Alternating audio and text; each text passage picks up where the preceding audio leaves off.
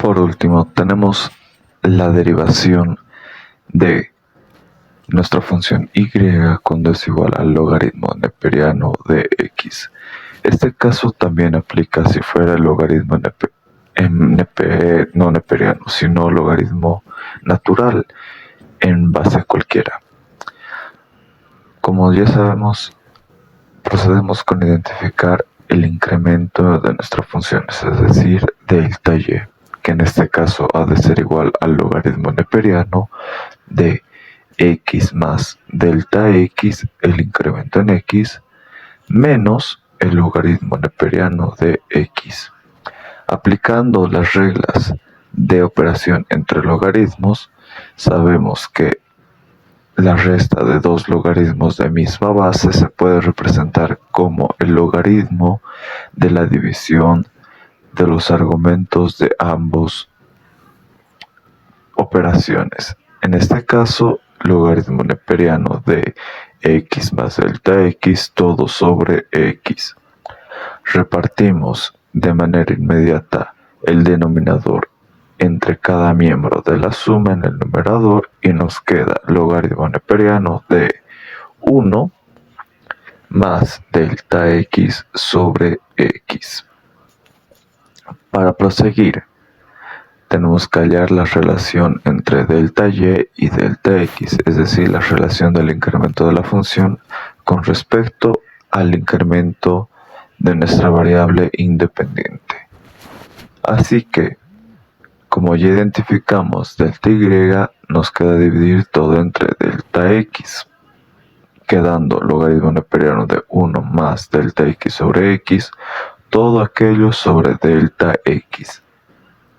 Como no es posible realizar ninguna otra operación, lo dejamos aquí y procedemos a definir lo que es la derivada, que en este caso es el límite de delta x cuando tiende a 0 de la relación entre delta y sobre delta x, con quedándonos lo siguiente: el límite de delta x cuando tiende a 0 del logaritmo neperiano de 1 más delta x sobre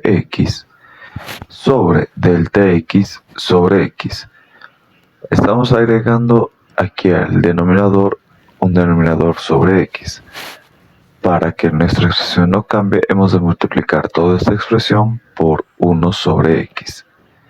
Ahora, pues nosotros podemos observar que el 1 sobre x no contiene la variable delta x, por ende podemos sacarlo de nuestro límite, quedando 1 sobre x por el límite de delta x cuando tiende a 0 del logaritmo neperiano de 1 más delta x sobre x todo sobre delta x sobre x.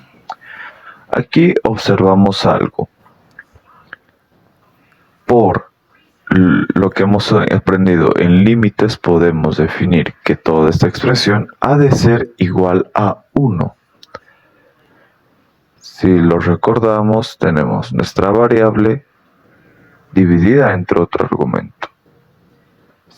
Si hiciéramos cambiar la variable de delta x, cambiarlo a delta x sobre x, también sería lo mismo. Procedentemente identificamos que 1 por 1 sobre x ha de quedar 1 sobre x, quedando como resultado y derivado respecto de x es igual a 1 sobre x. Ahora tenemos la función y igual a sobre e elevado a x, es decir, una función en la que nuestro exponente es la variable independiente, y definimos que el incremento en la función ha de ser igual a delta y igual a elevado x más delta x menos a elevado a x.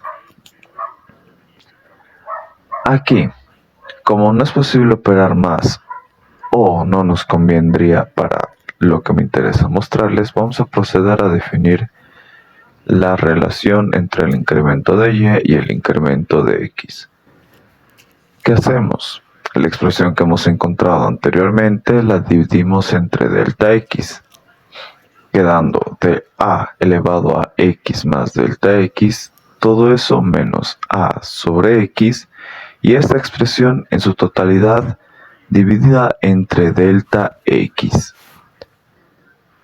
Ahora, lo que podemos hacer por regla de las potencias, cuando tenemos una potencia en la que aparece una suma o resta, podemos dividir cada miembro de esta suma o esta operación entre la base por leyes de la multiplicación, porque sabemos que un a elevado a m por a elevado a n es igual a decir a elevado a m más n. Aplicamos la inversa, quedándonos a elevado a x sobre a elevado a delta x menos a elevado a x. Factorizamos a elevado a x y nos queda a elevado a delta x menos 1 sobre sobre delta x. Ahora, aplicamos límites de cuando delta x tiende a 0 de la relación de delta y sobre delta x. Esto es igual al límite de delta x cuando tiende a 0 de a elevado a x todo por toda la expresión a elevado a delta x menos 1 sobre a al delta x. Quitamos el delta a elevado a x y lo enviamos fuera del límite, quedando a elevado a x por el límite de delta x cuando tiende a 0 de a elevado a delta x menos 1 todo sobre a delta x. Aquí podemos observar lo siguiente. Sabemos que esta expresión, por lo que observamos en límites, ha de ser igual al logaritmo neperiano de la base a la cual está elevada, o el cual está elevado, más bien dicho, nuestra variable, que va a tender hacia el límite. En este caso viene a ser a, por lo cual es igual al logaritmo neperiano de a. Multiplicándose por a elevado a x, nos queda que la derivada de esta función respecto de x es igual a elevado a x por el logaritmo neperiano de la base, en este caso a.